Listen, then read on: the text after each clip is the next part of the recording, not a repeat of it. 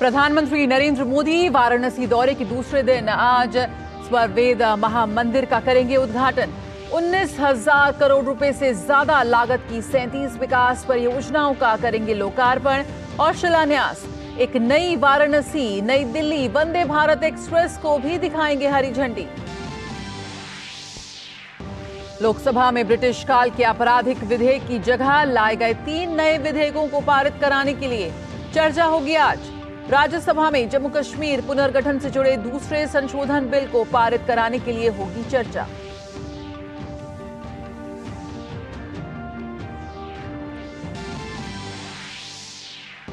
Allahabad high court में आज कृष्ण जन्मभूमि ईदगाह मामले में अहम सुनवाई। तय हो सकता है एडवोकेट कमीशन का प्रारूप और सर्वेक्षण का तरीका।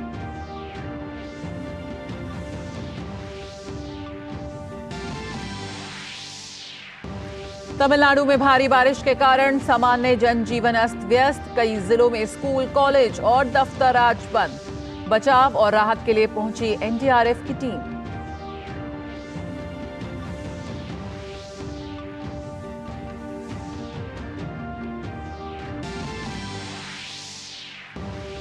हमास के साथ संघर्ष शुरू होने के बाद से इजरायल के रास्ते कल पहली बार गाजा में पहुंची मानवीय मदद। हमास की सबसे लंबी और चौड़ी सुरंग खोजने का इजरायल की सेना ने किया दावा।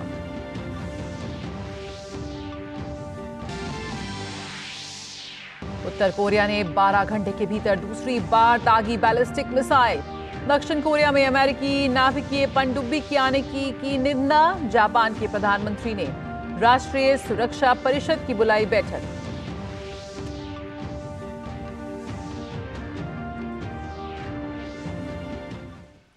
नमस्कार, समाचारों में आप सभी का बहुत स्वागत है। मैं हूं जया सिन्हा। शुरुआत करेंगे इस वक्त की अहम खबरों के साथ। प्रधानमंत्री नरेंद्र मोदी अपने संसदीय निर्वाचन क्षेत्र वाराणसी के दौरे के दूसरे दिन नवनिर्मित स्वरवेद महामंदिर का शुभारंभ करेंगे। ये मंदिर 18 साल से बन रहा था। इस मंदिर को देश का सबसे बड़ा साधना केंद्र माना जाता है, जहां एक साथ 20,000 से अधिक लोग साधना कर सकते हैं। इस मौके पर वे महामंदिर के श्रद्धालुओं को भी संबोधित करेंगे। प्रधानमंत्री मोदी आज सेवापुरी विकास खंड के बरकी ग्राम सभा में विकसित भारत संकल्प यात्रा कार्यक्रम में शामिल होंगे। इसके अलावा वे 19,150 करोड़ रुपए की लागत से 37 विकास परियोजनाओं का लोकार्पण और शिलान्यास करेंगे। इनमें सड़क एवं सेतु, स्वास्थ्य एवं शिक्षा, पुलिस कल्याण, स्मार्ट सिटी और नगर विकास परियोजनाएं, रेलवे, हवाई अड्डे सहित विभिन्न परियोजनाओं का वे लोकार्पण और शिलान्यास करेंगे। पीएम आज वाराणसी से नई दिल्ली के लिए एक और वंदे भारत एक्सप्रेस को हरी झंडी दिखाकर रवाना करेंगे।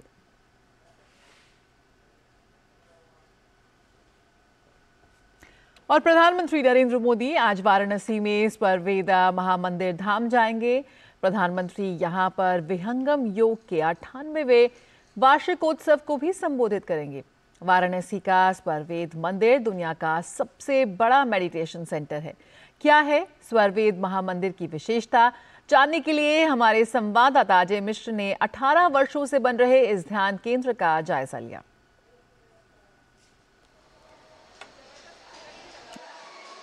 वाराणसी से करीब 20 किलोमीटर की दूरी और सारनाथ के बिल्कुल करीब इस वक्त हम हैं स्वरवेद मंदिर में। आपने 4 वेदों का तो नाम सुना होगा, लेकिन स्वरवेद का ये महामंदिर अब पूरी तरह से बनकर के तैयार है। आप मेरे पीछे देख रहे हैं स्वरवेद, यानी एक तरह से जो अनंत श्री सदगुरु महर्षि सदाफल देव जी महाराज हैं, जिनको विहंगम योग का प्रणेता कहा जाता है। और ऐसा कहा जाता है कि वो हिमालय में रह करके जो उनको आत्म साक्षात्कार हुआ, वो ऐसी कम से कम 1337 सूक्तियां इस पूरे मंदिर में उकेरी गई हैं।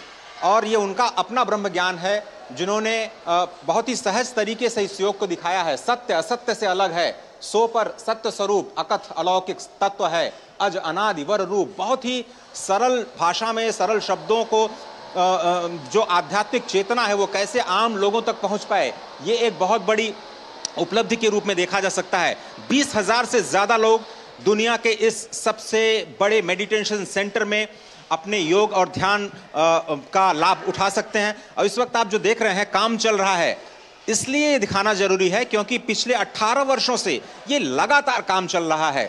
प्रधानमंत्री नरेंद्र मोदी 2 साल पहले 58वें वार्षिकोत्सव में, जो कि सदाफल देव जी का जो वार्षिकोत्सव है उसके उपलक्ष्य में आए थे, और अब जब 100वीं यानी शताब्दी वर्ष का महोत्सव मनाया जा रहा है, तो वो 18 दिसंबर को एक बार फिर से यहाँ पर एक विहंगम कार्यक्रम है उसमें अपना उद्बोधन भाषण देंगे। स्पष्ट तौर पर एक बार फिर से प्रधानमंत्री भारत की धरती से पूरी दुनिया में योग का संदेश फैलाएंगे, सामाजिक समरसता का संदेश फैलाएंगे, जो इस सर्ववेद महामंदिर का सूक्त वाक्य है, यहाँ की मूल भावना में निहित है। स्पष्ट तौर पर आने वाले दिनों में काशी विश्वनाथ मंदिर के साथ साथ स्वरवेद महामंदिर भी आकर्षण का एक बहुत बड़ा केंद्र, खासतौर पर उन योगियों के लिए, उन साधकों के लिए जो भारत को, खासतौर पर वाराणसी को योग की साधना की भूमि के रूप में देखते हैं। कैमरामैन उत्तम कुमार सिंह के साथ अजय मिश्र, डीडी न्यूज, स्वरवेद मंदिर, वाराणसी। और आज प्रधानमंत्री करेंगे इस महामंदिर का उद्घाटन। बात करें संसद के शीतकालीन सत्र की, तो ये इसका आखिरी सप्ताह है। लोकसभा में पोस्ट ऑफिस संशोधन विधेयक 2023 पर चल रही चर्चा आज भी जारी रहेगी।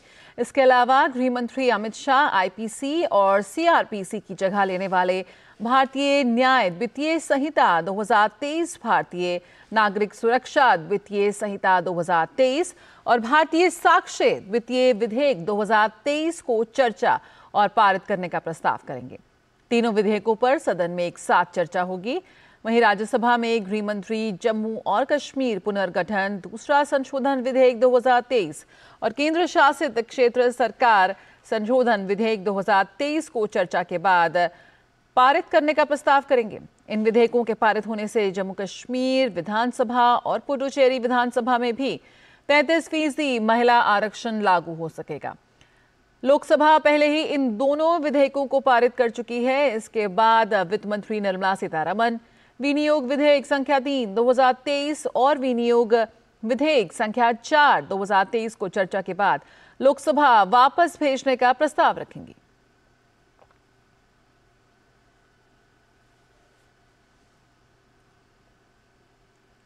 मथुरा स्थित श्री कृष्ण जन्मभूमि ईदगाह मामले में आज का दिन बेहद अहम है। इलाहाबाद हाई कोर्ट में आज इस बात पर सुनवाई होगी कि एडवोकेट कमीशन का प्रारूप, यानी इसमें किन किन लोगों को शामिल किया और सर्वे का तरीका कैसा होगा।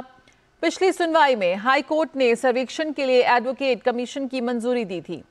जस्टिस मयंक कुमार जैन की सिंगल बेंच श्री कृष्ण जन्मभूमि से सटे शाही ईदगाह परिसर को मंदिर का ही हिस्सा बताए जाने से जुड़ी सभी 18 याचिकाओं पर अयोध्या जन्मभूमि विवाद की तर्ज पर सुनवाई कर रही है। ये मसला सुप्रीम कोर्ट भी गया, जहां शाही मस्जिद ईदगाह कमेटी को राहत नहीं मिली और सुप्रीम कोर्ट ने हाई कोर्ट के फैसले पर स्टे लगाने से इनकार कर दिया।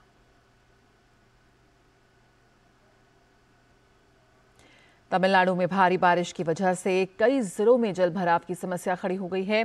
भारी बारिश की वजह से थूथुकुडी जिले के जिला कलेक्टर ने आज जिले में सभी सरकारी और प्राइवेट कॉलेजों में छुट्टी की घोषणा की है। तिरुनेलवेली और कन्याकुमारी, थूथुकुडी और थेनकाशी जिलों में भारी बारिश के कारण आज स्कूल बंद है। तिरुनेलवेली जिले के बाढ़ प्रभावित लोगों को आश्रय शिविर में ले जाया गया है। आज दक्षिणी तमिलनाडु में कई स्थानों पर, उत्तरी तमिलनाडु, पुडुचेरी और कराईकल में 1 या 2 स्थानों पर हल्की से मध्यम बारिश होने की संभावना है। तमिलनाडु के कन्याकुमारी, तिरुनेलवेली, थूथुकुडी और तेनकासी जिलों में 1 या 2 स्थानों पर भारी से बहुत भारी बारिश होने की संभावना है। भारी बारिश को लेकर मौसम विभाग ने राज्य के कई जिलों के लिए ऑरेंज अलर्ट जारी की है। तो एनडीआरएफ की टीम भी अलर्ट मोड में है। और दक्षिण तमिलनाडु के अलावा केरल और लक्षद्वीप में आज कई स्थानों पर तेज वर्षा हो सकती है। मौसम विभाग ने जम्मू कश्मीर, लद्दाख में कुछ स्थानों पर मध्यम बारिश का अनुमान जताया है। पंजाब और हरियाणा में कुछ स्थानों पर अगले 4 दिन तक घना कोहरा छाए रहने के आसार हैं। मौसम विभाग ने असम, मेघालय और त्रिपुरा में भी घना कोहरा छाए रहने का अनुमान जताया है। वहीं मध्य प्रदेश में आज कई स्थानों पर तापमान में 2 से 3 डिग्री सेल्सियस की कमी आएगी। उत्तर पश्चिमी भारत के कई हिस्सों में रात का तापमान 2 डिग्री तक बढ़ने की संभावना है। मौसम विभाग के अनुसार अगले 3 से 4 दिन में देश के अन्य हिस्सों में न्यूनतम तापमान में कोई बड़ा परिवर्तन नहीं होगा।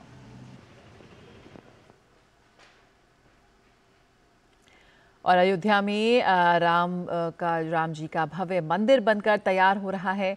बता दें कि मंदिर का गर्भगृह और प्रथम तल बनकर तैयार है। मंदिर का उद्घाटन और प्राण प्रतिष्ठा 22 जनवरी को होना सुनिश्चित किया गया है। पुजारी भी इस पल के लिए बेसब्री से इंतजार कर रहे हैं।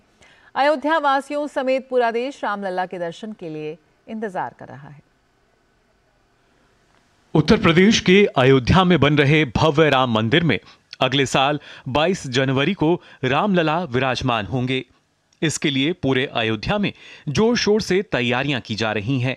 शहर को बेहद खास अंदाज में सजाया जा रहा है। इसके साथ ही अयोध्या के विकास को भी पंख लगने जा रहे हैं। इस कड़ी में जल्द ही अयोध्या में श्री राम एयरपोर्ट के साथ ही अयोध्या रेलवे स्टेशन का लोकार्पण होना भी शामिल है। श्री राम एयरपोर्ट पूरी तरह से बनकर तैयार हो गया है।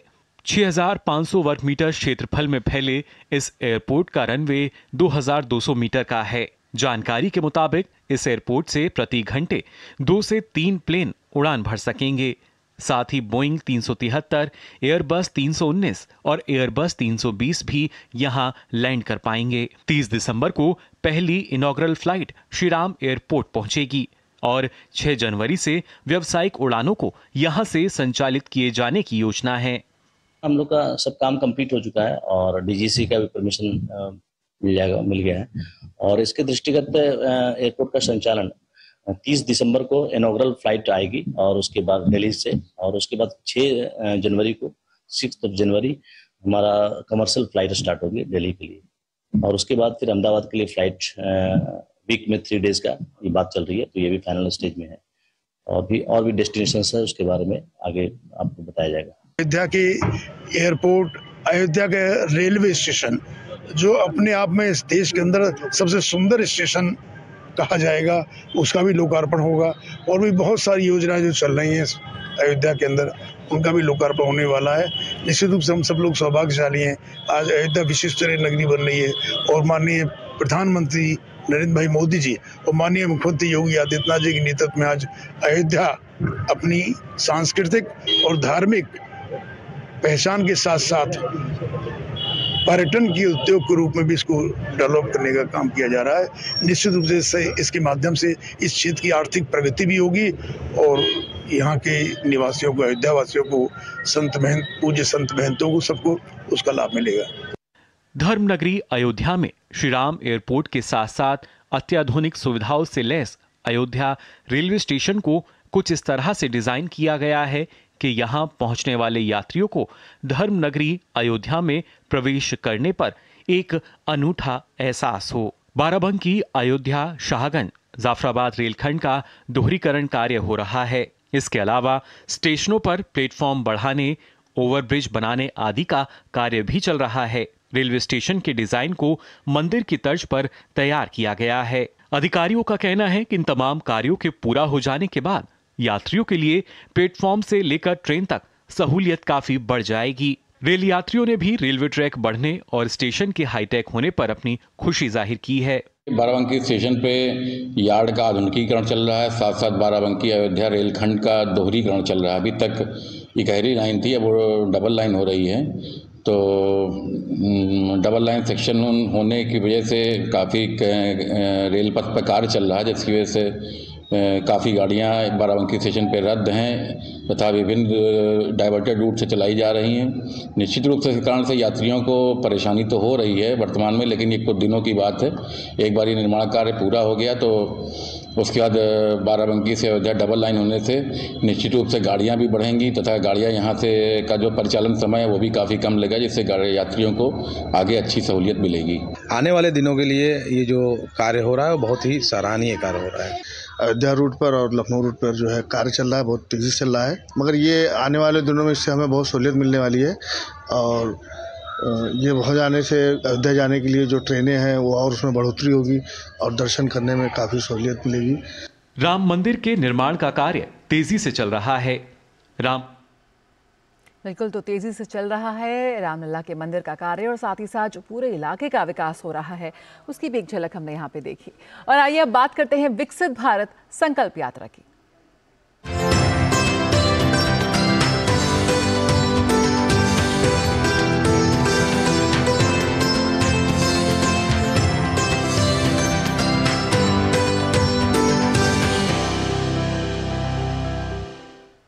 केंद्रीय मंत्री अर्जुन मुंडा आज खरसावा अंतर्गत बीटापुर पंचायत भवन में विकसित भारत संकल्प यात्रा में शामिल हुए और विकास का लाभ जन जन तक पहुंचाने का उन्होंने संकल्प दोहराया।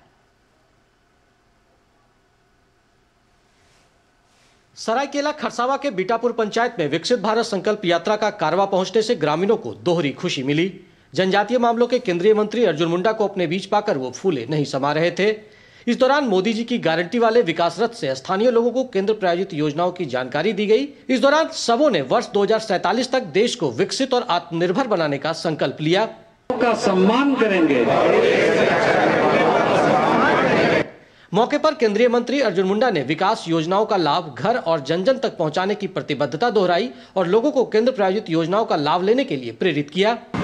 ये गांव हमारा है, ये प्रदेश हमारा है, यहाँ का पेड़ पौधा जीव जंतु हवा पानी सारी चीज हमारा है। श्री मुंडा ने कृषि प्रक्षेत्र के विकास पर बल देते हुए कहा कि सरकार ड्रोन तकनीक को बढ़ावा दे रही है ताकि इसका इस्तेमाल कर अन्नदाता आर्थिक रूप से सशक्त हो सके। संकल्प यात्रा का उद्देश्य ये है कि वो बच्चे को छात्रवृत्ति मिलना चाहिए ताकि उसी के भरोसे अगर 5 साल का है तो जब आजादी का 100 साल मनाएंगे वो बच्चा 30 साल का हो जाएगा। मौके पर मौजूद ग्रामीणों ने केंद्र सरकार के कामकाज के तरीकों की सराहना की और केंद्र प्रायोजित योजनाओं को वरदान बताया। शंभू मंडल और सनातन मुंडारी ने योजना से उनके जीवन में आ रहे बदलाव की कहानी साझा की। जो भारत सरकार की योजना है धरातल में आए, जमीनी स्तर पर काम हो और पूरा भारत विकसित बने।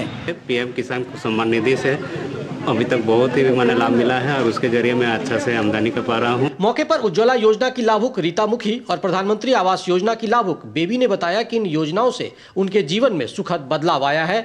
मेरी जुबानी मेरी कहानी के क्रम में आयुष्मान भारत योजना लाभार्थी रुक्मणी महतो ने इसके फायदे बताए। पीएम आवास मिल के हम लोग को बहुत सुविधा हुआ। मोदी जी को मेरा धन्यवाद। हम लोग का घर में सभी को इलाज मुफ्त में प्राप्त हुआ है जिससे हम लोग बहुत खुश हैं। इसमें कोई संदेह नहीं कि केंद्र सरकार द्वारा संचालित योजनाओं से वंचित वर्गों की आर्थिक स्थिति में सुधार हुआ है, वहीं सुविधाएं भी बढ़ी है। सरायकेला खरसावा से अनूप मिश्रा के साथ मैं दिवाकर कुमार। विकसित भारत संकल्प यात्रा का शुभारंभ भोपाल में भी आयोजित किया गया। कार्यक्रम में भोपाल दक्षिण पश्चिम विधायक भगवान दास सबनानी, भोपाल नगर निगम अध्यक्ष किशन सूर्यवंशी, महापौर मालती राय सहित बड़ी संख्या में लोगों ने हिस्सा लिया। पूरे भारत में एक परिवर्तनकारी अभियान चल रहा है। विकसित भारत संकल्प यात्रा आशा का एक जीवंत कारवा है। यह सभी भारतीयों के घरों तक सशक्तिकरण और उज्जवल भविष्य को सुनिश्चित करती है। भोपाल में विकसित भारत संकल्प यात्रा के लिए विशेष आईईसी वैन को रवाना किया गया। इन वाहनों के माध्यम से केंद्र सरकार की तमाम जन कल्याणकारी योजनाओं का प्रचार प्रसार तो किया ही जा रहा है, साथ ही इससे लोगों को योजनाओं का लाभ भी पहुंचाया जा रहा है। कार्यक्रम के दौरान लोगों ने बड़े उत्साह से पीएम मोदी के संबोधन को सुना। कार्यक्रम में शामिल अतिथियों ने हरी झंडी दिखाकर विकसित भारत संकल्प यात्रा की आईईसी वैन को रवाना किया। 16 दिसंबर से माननीय प्रधानमंत्री नरेंद्र मोदी जी के द्वारा 5 राज्यों सहित पूरे देश में जो यात्रा चल रही है, इसमें भी ये यात्रा आरंभ हुई है। विकसित भारत संकल्प यात्रा भोपाल के हर वार्ड में पहुंचेगी, जहां सरकार की विभिन्न योजनाओं के बारे में लोगों को जागरूक तो किया ही जाएगा, साथ ही पात्र लोगों को विभिन्न योजनाओं से जोड़ा जाएगा। भोपाल में लगभग 72 स्थान चिन्हित किए नगरीय क्षेत्र में, ग्रामीण क्षेत्र में पंचायत स्तर पर ये यात्रा जाएगी और सभी प्रकार की जो लाभार्थी योजनाएं हैं उसके फॉर्म रहेंगे, वो लाभार्थी भर सके, इन योजनाओं का लाभ ले सके और भारत को विकसित भारत बनाने में अपना सहयोग दें। विकसित भारत संकल्प यात्रा के लिए विशेष मॉनिटरिंग की जाएगी, साथ ही यात्रा में लोगों को असुविधा ना हो, इसके लिए योजनाओं से संबंधित स्टाफ हर कार्यक्रम में मौजूद रहेंगे। इनिशिएटिव भोपाल नगर निगम ने गूगल पर सर्च करके और गूगल मैप भी तैयार किया है। वहाँ जितने फॉर्म आएंगे वो हम तत्काल गूगल पर ही डाल देंगे ताकि उस विभाग को तत्काल वो फॉर्म मिल सके और फॉर्म की स्क्रूटनी होकर जनता को सुविधा दे सके। इस मौके पर लाभार्थियों ने अपने जीवन में आए बदलाव के बारे में मेरी कहानी मेरी जुबानी पहल के माध्यम से बताया। प्रधानमंत्री जी को बहुत बहुत धन्यवाद करना चाहती हूँ। मेरे परिवार को कोविड के समय से ही फ्री राशन मिल रहा है, जो गरीब कल्याण योजना के तहत मिला है, जिससे मैं अपने पूरे परिवार का पालन पोषण अच्छे से कर रही हूँ। मेरे घर में चूल्हा जलता था, धुआं काफ़ी होता था, मेरा बच्चा भी काफ़ी परेशान चलता था। आज मेरे को उज्ज्वला गैस कनेक्शन मिल चुका है। मैं बहुत बहुत धन्यवाद करती हूँ प्रधानमंत्री नरेंद्र मोदी जी का। मैं समनिधि योजना का लाभ उठा रही हूँ। पहले मैंने 10,000 का लोन लिया है। कोविड के टाइम में क्या सिलाई करती थी, पिको फॉल करती थी, तो मेरा काम थोड़ा बंद हो गया था। कोविड के टाइम मैंने समनिधि योजना का लाभ लिया है। पहले 10,000 का लोन लिया, फिर मुझे धीरे धीरे उससे मैंने अपना काम चालू करा है और उसके बाद मुझे 20,000 का मिला। उसके बाद मुझे 50,000 का भी लोन मिला है, तो मैं उससे आगे अपना बिजनेस आगे बढ़ा रही हूँ। विकसित भारत संकल्प यात्रा न केवल एक भरोसा है, बल्कि वास्तविक सुधारों से भरी एक यात्रा है। देश के हर प्रदेश में लोग बड़ी संख्या में इस यात्रा से जुड़ रहे हैं और योजनाओं का लाभ उठा रहे हैं। Ajit Dwivedi, DD news, Bhopal. और देश के अन्य हिस्सों की तरह जम्मू कश्मीर में विकसित भारत संकल्प यात्रा को लेकर स्थानीय लोगों में खासा उत्साह देखने को मिल रहा है। अपने पंचायतों में पहुंचने पर गांववासी काफी खुश हैं और सरकारी प्रायोजित योजना से मिलने वाले लाभ के बारे में अपने अनुभवों को साझा कर रहे हैं। जम्मू कश्मीर के तमाम इलाकों में विकसित भारत संकल्प यात्रा का दौर जारी है। जम्मू के बिश्नाह पहुंची आईईसी वैन का फूल माला के साथ शानदार स्वागत किया गया। इस दौरान फ्री मेडिकल कैंप, आधार हेल्थ कार्ड, उज्ज्वला योजना समेत कई सरकारी योजनाओं के कैंप लगाए गए, जिससे लोगों को मौके पर ही योजनाओं का लाभ मिल सके। कैंप में लोगों ने बढ़ चढ़कर भाग लिया। कार्यक्रम के दौरान विकसित भारत बनाने की लोगों ने शपथ ली। बच्चों ने सांस्कृतिक कार्यक्रम से उपस्थित लोगों का मन मोह लिया। लाभार्थियों ने मेरी कहानी मेरी जुबानी के तहत अपने अनुभव साझा किए। मेरे पास मकान नहीं था, अभी मेरे को मकान मिल गया। मेरे सत नहीं थी, अभी मेरे को मकान मिल गया। मैं मोदी सरकार का बहुत बहुत धन्यवाद करता हूँ। फ्री हेल्थ चेकअप के लिए भी स्टॉल लगा हुआ है मेडिकल वालों का, तो बहुत सारे लोगों ने इसका भी लाभ लिया है। जैसे आयुष्मान का स्टॉल लगा हुआ है।